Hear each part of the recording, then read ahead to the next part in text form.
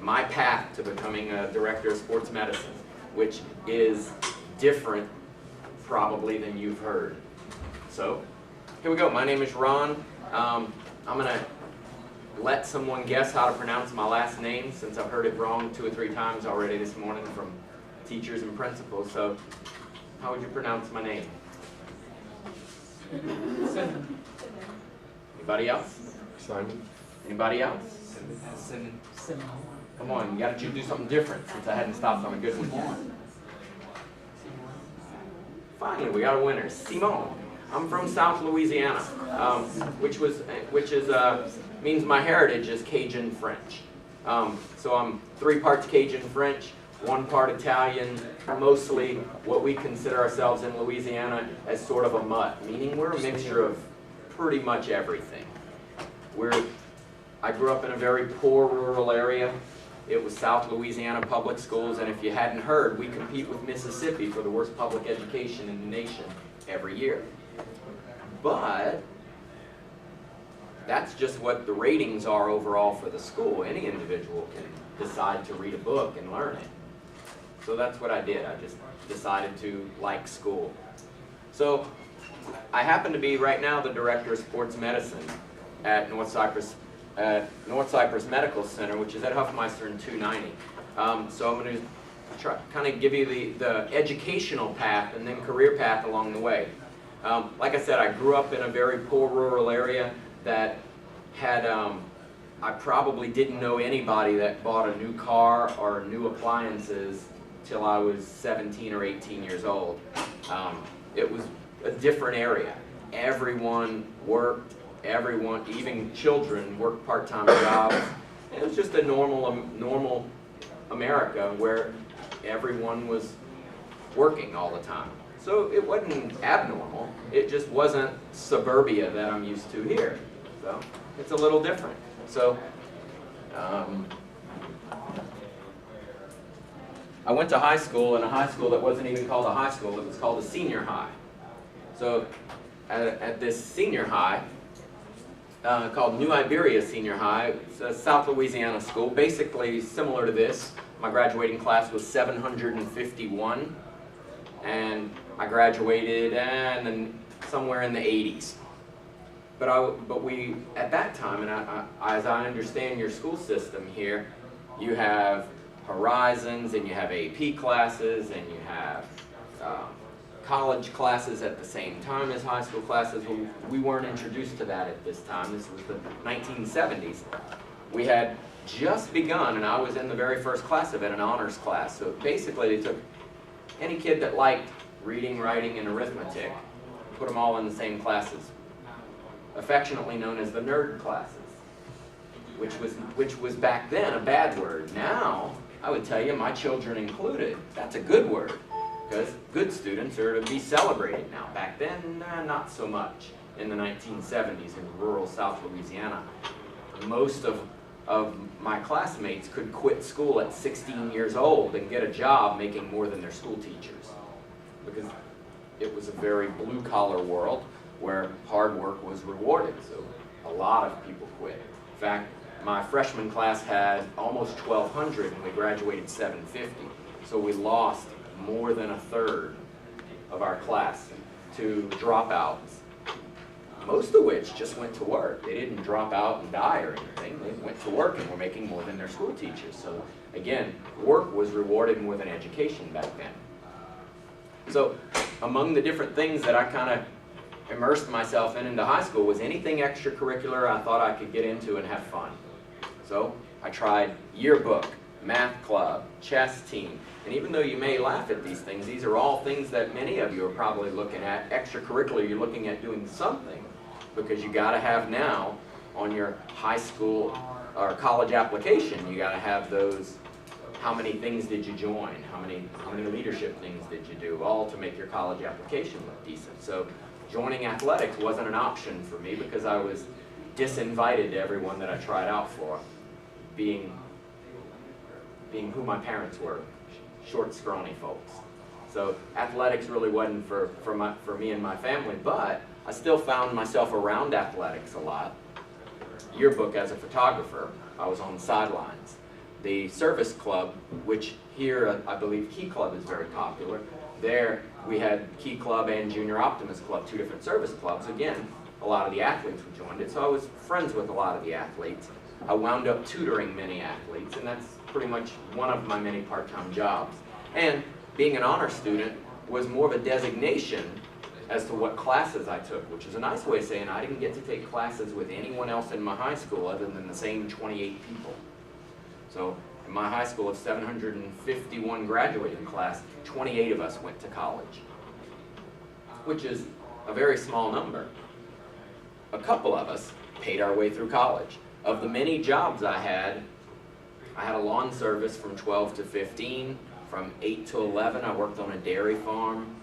I cleaned septic tanks at a trailer park that my friend's dad owned. There was almost no part-time job I didn't do. I was a stock boy at a Walmart. I cooked at 3 different pizza places. I worked at a glass company. I worked construction sites cleaning up. Every part-time job imaginable through high school that I could get, I did. Since my sisters babysat for a living, whenever they were unavailable, I'd substitute babysit for them. Being from a large family, we knew a lot of people that needed babysitting, so we were always available. And by the same token, whenever I wasn't available, my sisters came and cut lawns for me when I wasn't available. So it was kind of a nice way to have backup help. But again, it was all about just working our way through, because going to college, really, no one in my family had ever gone to college before, because it just wasn't ever talked about or an option. We were that blue-collar working class folks from the wrong side of the tracks that no one ever thought or talked about college. But, you know, a couple of teachers later, you like books, and next thing you know, you're looking at colleges. And so I found myself deciding that I could go to work, or I could put myself through college. So I decided to put myself through college. And that's kind of where my journey headed is I liked books, I liked reading, I liked learning. So I said, well, it's better than getting a full-time job, so I figured I'd just get another few part-time jobs and head off to college, where I wound up at LSU. And most people know LSU for football and for partying. Well, I certainly wasn't on the football team, and I wasn't known as a partier. I was known as one of those nerds that liked books.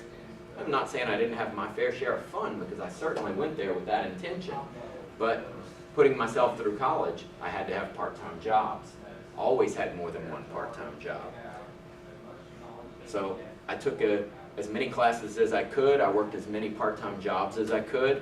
I even joined the Army Reserves, the Army National Guard, and I was a member of the 159th MASH unit, which sounded good because it was a TV show on at the time called MASH, which one or two of you might have heard of. It glorified basically the Korean War and a MASH unit and how much fun they would have. But it also looked at the harder side of, is they used that just as a way to not think about the horrible war that they were supporting as a mobile Army surgical hospital. So I was a member of a mobile Army surgical hospital where I trained in biological, nuclear, and chemical warfare medical techniques, as well as that of a combat medic. So that was one of my part-time jobs. Among the other part-time jobs I had at LSU, I was a resident assistant in the dorms, which means I worked in the dormitory to pay for my room. The Army National Guard gave me a letter saying don't charge tuition, so that really helped. That was basically, once I did my basic training one summer and my advanced individual training a different summer, it was 2 weeks a year plus 1 weekend a month. And we'd go off and play Army, which was really training, which was a really good part-time job because it gave me GI Bill, which helped for my college, which also gave me a stipend of money after that. So again, money, much help.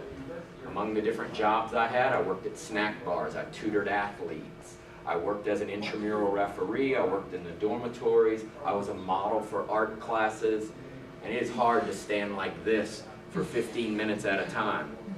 Sometimes you got to wear clothes for this. But it paid $10 an hour, and it was not at all an inappropriate thing. Art classes needed people. They needed people of all shapes and sizes. And so they would blanket the campus looking for anybody that would be willing to stand there with a broom in their hand for 15 minutes at a time for $10 an hour. And so there was not a part-time job that I didn't consider or try. It was well worth it because it allowed me to stay in school. So I did. I sat out of school once or twice and worked in the oil field. That's hard work. If you want to work your back your whole life, go work in the oil field in Texas or Louisiana. That is really hard work.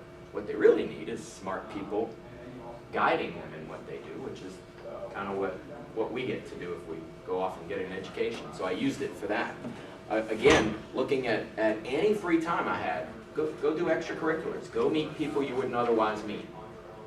Go help someone that might or might not need help.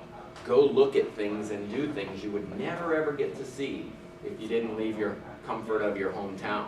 So I did. I joined councils, I joined committees. We helped improve safety for people walking at night. We improved the food offerings at the cafeterias.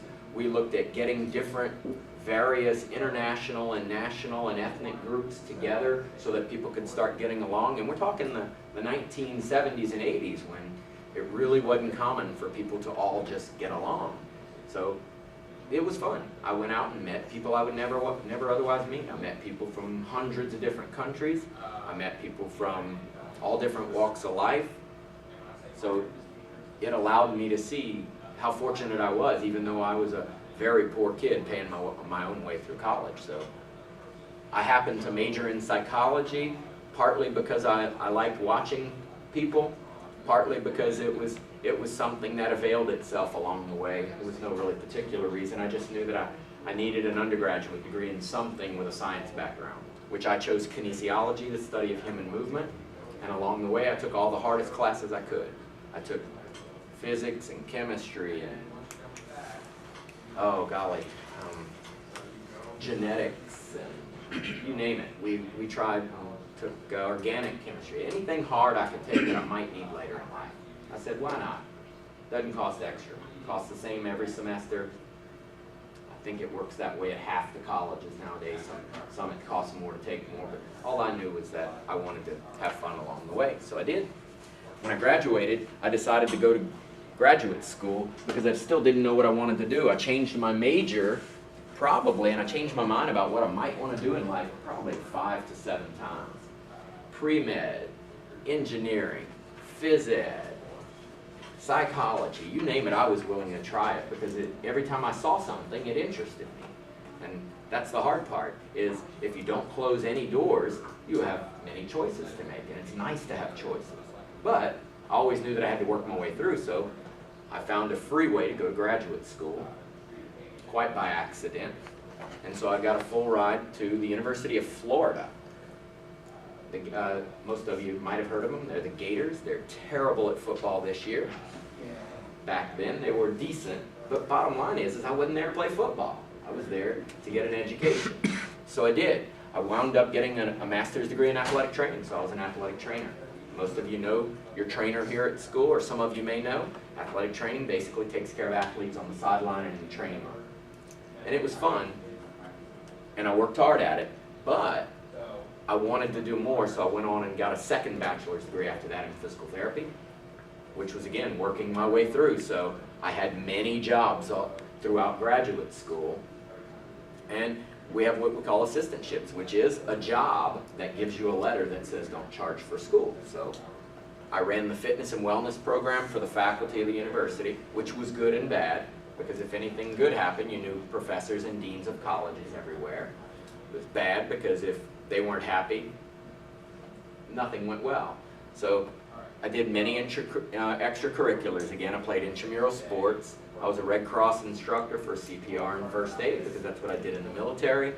And I switched military units from a unit in Louisiana to a unit in Florida. And this was 927th Army Field Hospital, which is basically similar to a MASH unit. It's just closer to the gunfire.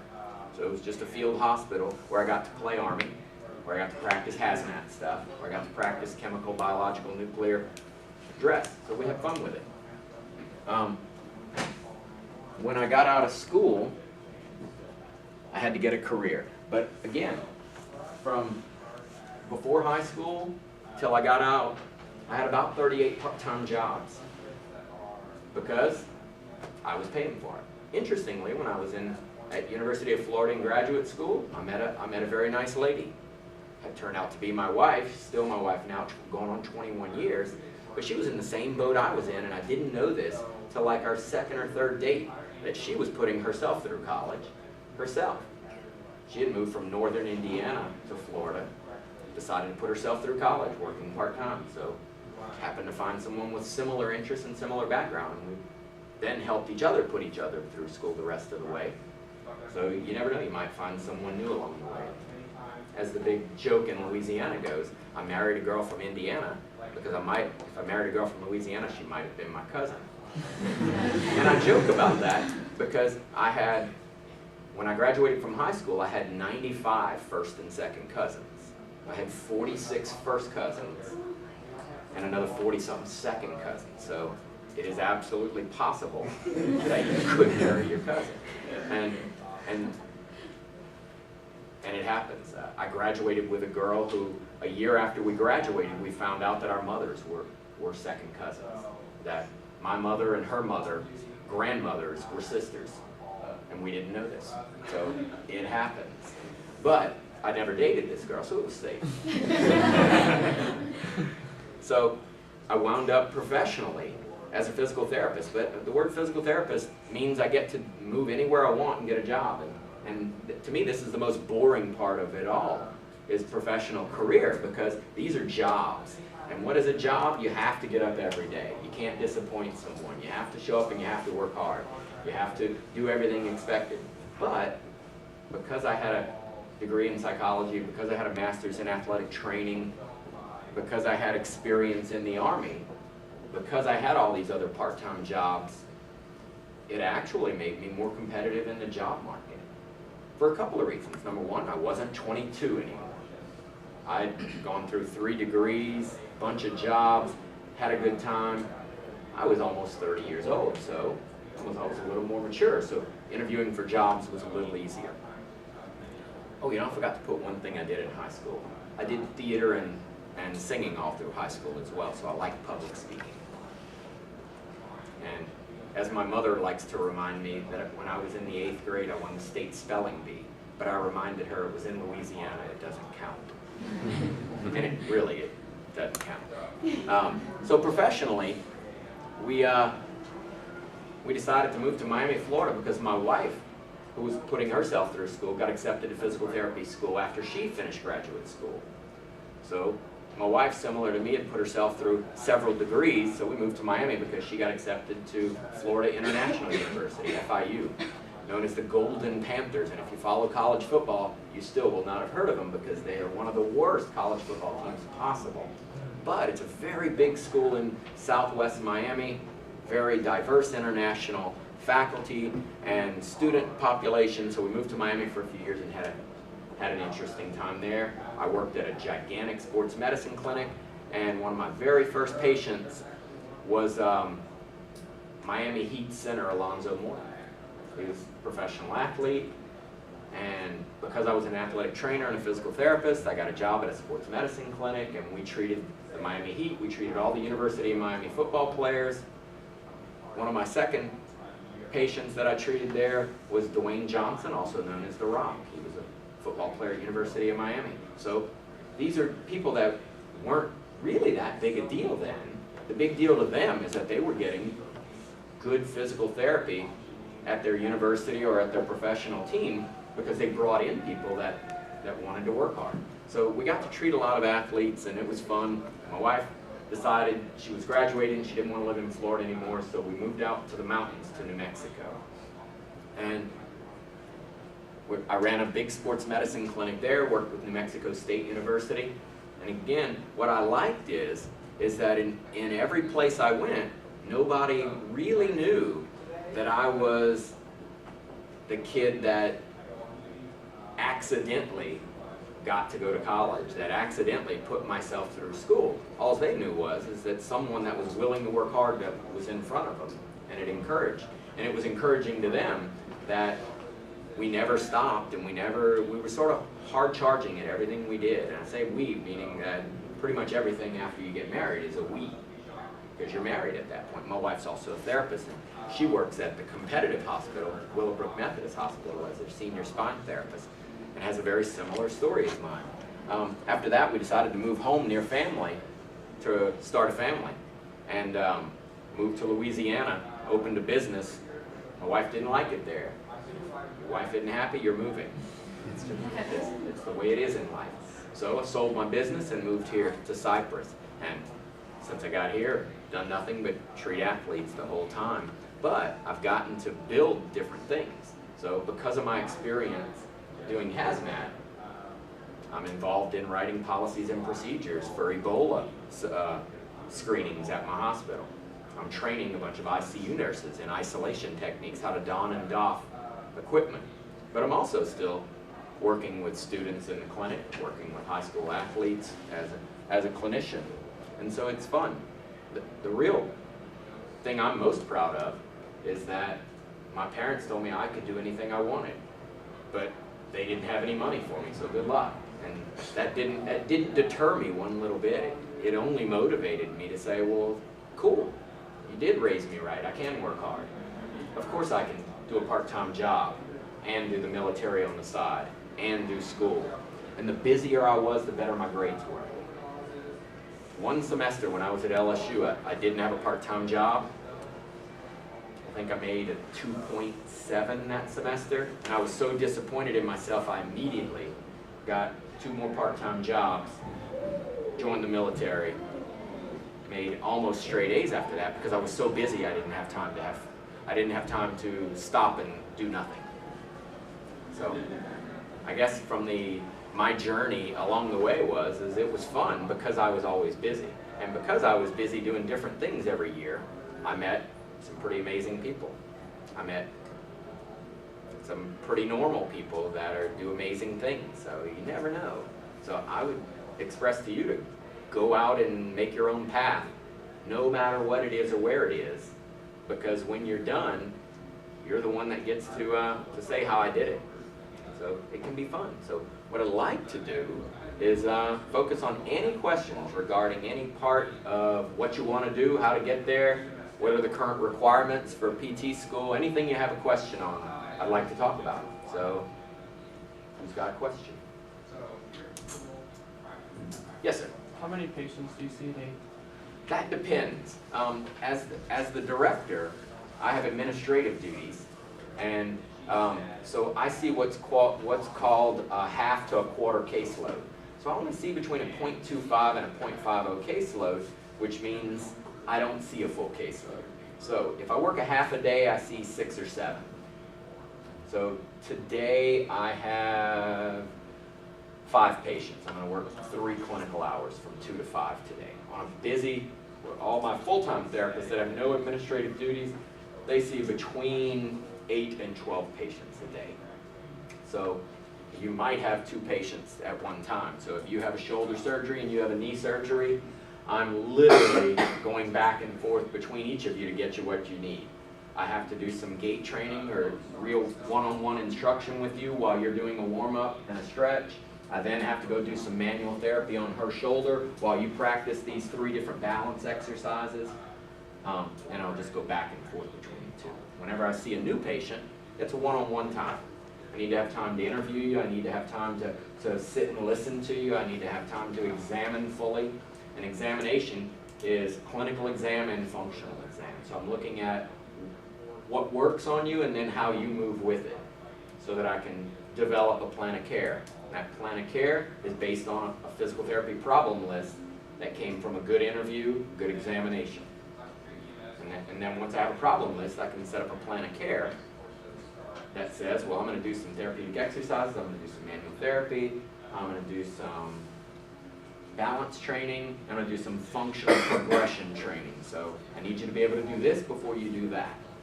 I need you to be able to stand on one leg before I can ask you to hop on one leg.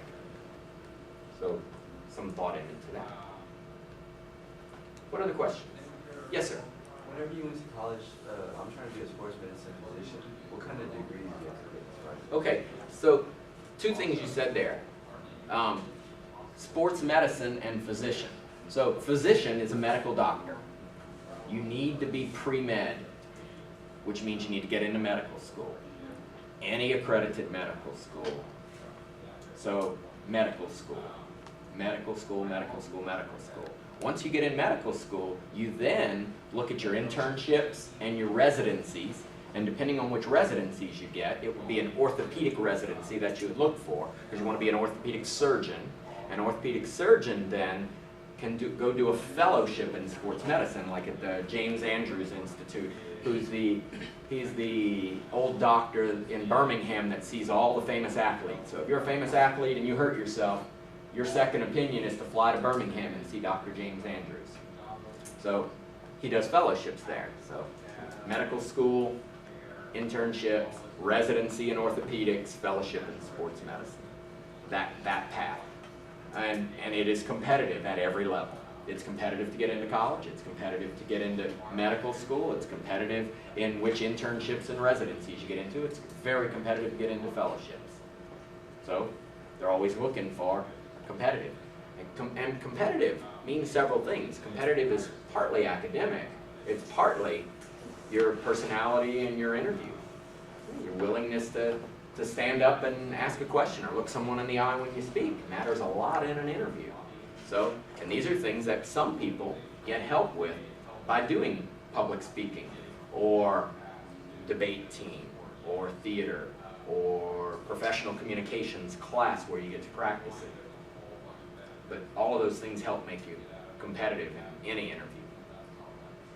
Next question. Yes, sir.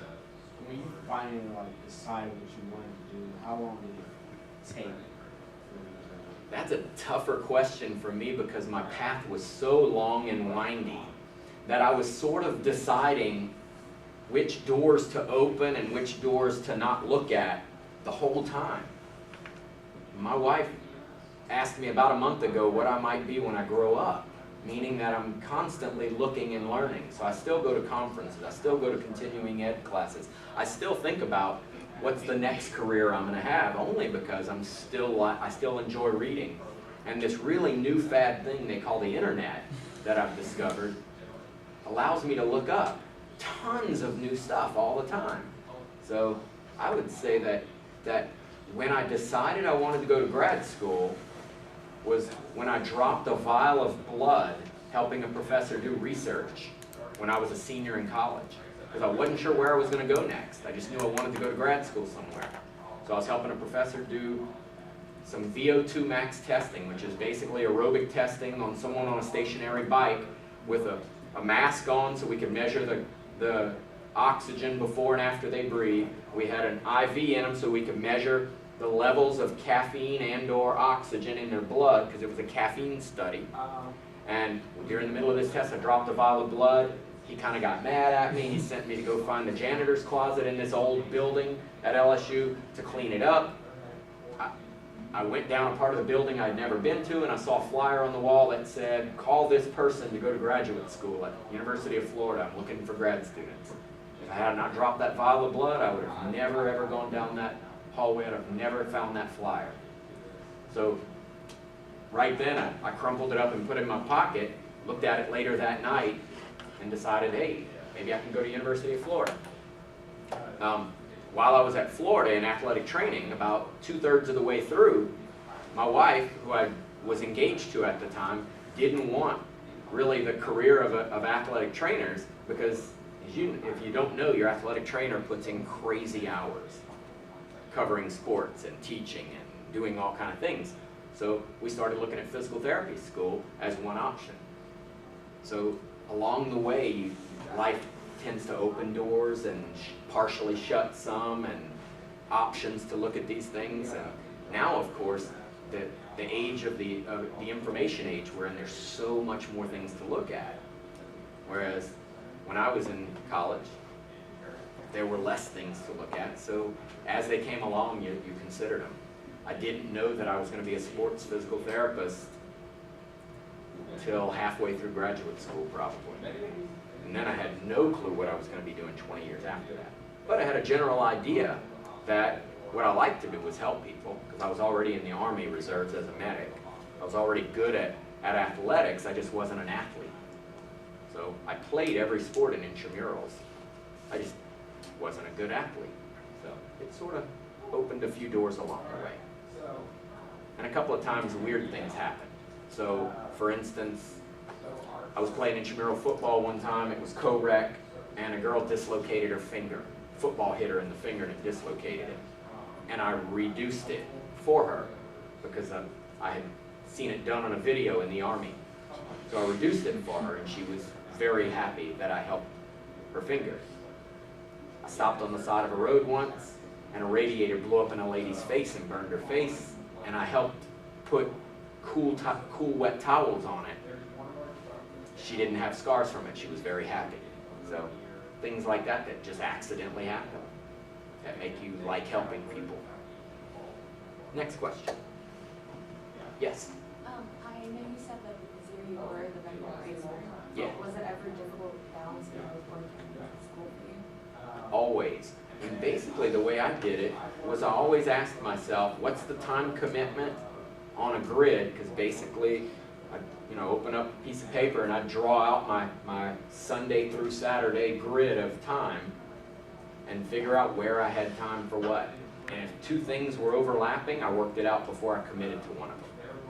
Specifically, I was a head athletic trainer at a high school about this size when I was a full-time student in physical therapy school.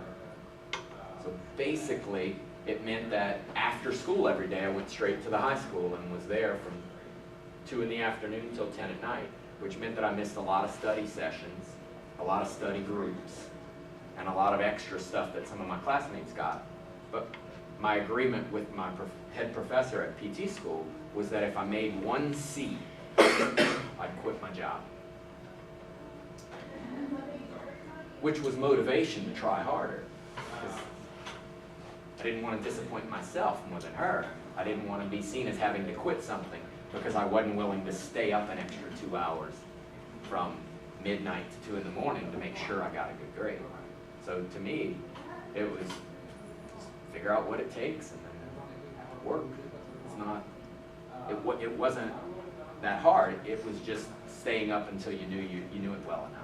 And so if you haven't pulled an all-nighter yet in high school, get ready to in college, because all-nighters are real, because they're a part of the maturity of understanding if the work has to be done and it's me that's got to do it, I'm staying here until it's done. It wasn't that hard. I mean, I complained along the way, don't get me wrong. Everyone complains along the way.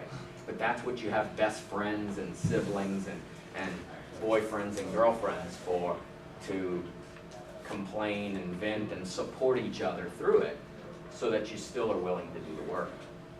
And having a good support system matters. Having a teacher encourage you. Having a best friend to tell you it's going to be all right. Having someone to support you even when it doesn't go perfect, because it doesn't always go perfect. So for people that don't get into the first school of choice, so a couple of friends of mine didn't get right into PT school when they applied. I said, okay, any class you made a C in, retake it. Yeah, but that'll take another year. And it's not like you're doing anything anyway. You didn't get into physical therapy school. Retake it. Show that you're determined. Show that you're going to do what someone else already said no to. Make sure you win. So it's really just a figure it out as you go thing, but have a game plan. And if you're willing to have a little game plan that's always short-term and long-term goals and a game plan to work towards those goals, it's doable. And for those people that made it perfect the whole way and had it easy, great. But for those of us that worked hard, we don't begrudge them anything. We just know that our path was good hard work, so we get better stories to tell our grandkids. And I actually mean that. I started telling my teenage boys stories of hard work, and they roll their eyes at me all the time. They're 9th and 10th graders at Cy Ranch. But, you know. Go ahead and say something bad about Cy Ranch, I'll feel better. So next question. Yes, sir. How many years is physical therapy school? Right now, physical therapy school is a postgraduate entry-level doctorate program. So what that means is you have to have a bachelor's degree in something. It doesn't matter what it's in. What matters is you have a bachelor's degree and you've met all of the requirements to apply to physical therapy school, which is a doctorate, a DPT. Now, you won't be doctor when you come out. You won't be a medical doctor. You'll be a clinical doctorate of physical therapy. So you're a physical therapist. But that school can be anywhere from 2.5 to 3 years right now. And it's after your bachelor's degree. So, the minimum you can do a bachelor's degree in is about 3 years, because you can take credits while you're in high school and you can take a heavy caseload while you're there.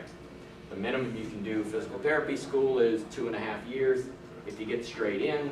So the youngest of physical therapists coming out of school right now are between 22 and 24 years old. The youngest ones.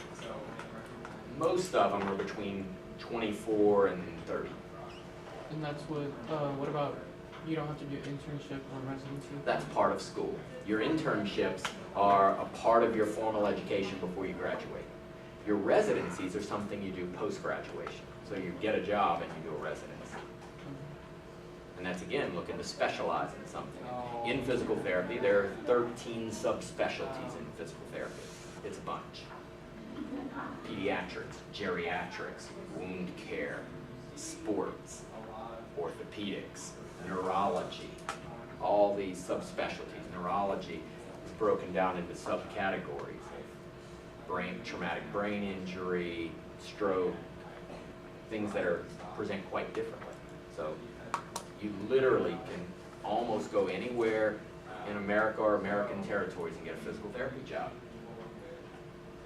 That's why it's a good job. It's probably as competitive to get into physical therapy school today as it is to get into medical school. For 2 reasons. Number one, the number of people applying. There's 10 qualified applicants for every spot. So, first 2 rows is about 10 people. If all 10 of you applied to school and there's only 1 spot, what does that mean? Only 1 of you gets in. So it's competitive. That means academics are a part of it and how your application looks on paper.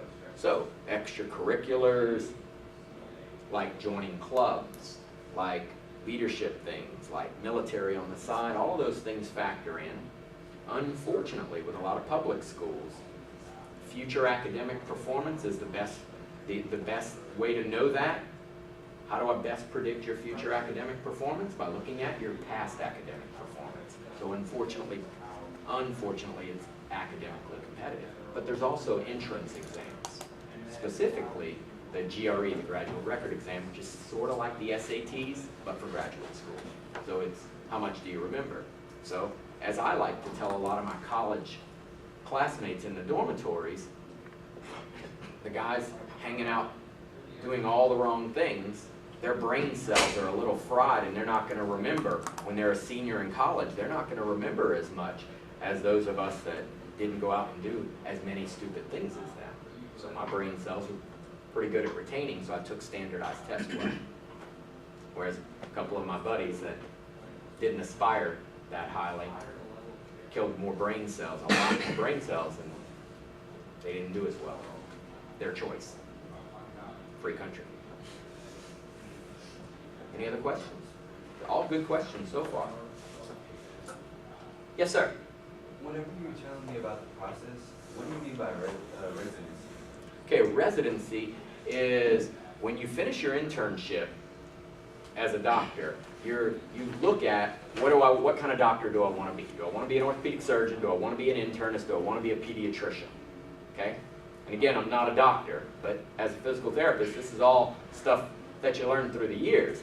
And you apply to these residencies, which is your first real doctor job, but they don't pay you as highly as all the other doctors because you're a doctor in training in the specialty. So it's a training position where you're a full doctor, but you're still a trainee in the specialty. So you work way hard, long hours, and get paid 1/4 as much as the supervising doctor above you. But it's so that you can become a full specialist in it and move on. So an orthopedic specialist will have gone through an orthopedic residency.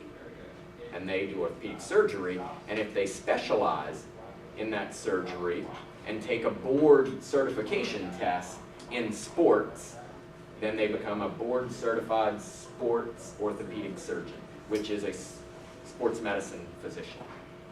So there's 3 or 4 of them at Methodist, there's 3 or 4 of them at North Cyprus, there's quite a few. There's probably 50 or 60 in the Houston area that are sports medicine physicians, and they all have a unique journey to get there. Some of them through the military, some of them not. Some of them went to rich private schools, some of them went to normal public schools like me. Good question. Other questions? How many of y'all are planning on going into healthcare in general? Okay, very cool. Good luck. One more question. Is there a limit to how many times you can change your major, or can you switch like minor and major? Just take Anytime you want. It's a beautiful thing. anytime, like you can start. You literally, it's your life. So every semester you can change majors. It's gonna take you a long time to graduate that way. For the record, I graduated high school in 1981. I graduated with my bachelor's degree in 1989, 8 years later. It took me 8 years to get my bachelor's degree because I sat out for 2 years and worked in the oil field and worked a variety of jobs. And I changed majors 5 times at LSU. So it took me five years and 1 semester to get my 4-year degree. I took the scenic route, meaning I literally changed my majors and changed my interests a few times and explored what really made me happy. I wanted to be happy. I knew one thing.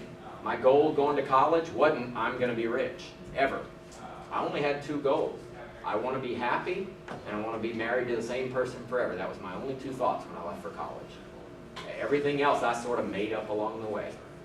And that is not a joke. You just sort of figure it out along the way, but I was willing to work. I was willing to take any part-time job because it was just a means to pay a bill so that I could do this again next semester. So don't be shy. There's plenty of work and ways to skin the cat of where do I wish to be 10 years from now. That's kind of what I look forward to, is that everybody gets to have their own cool journey and then tell good stories about it. Any other questions? All right, I think we're good here. Yeah. So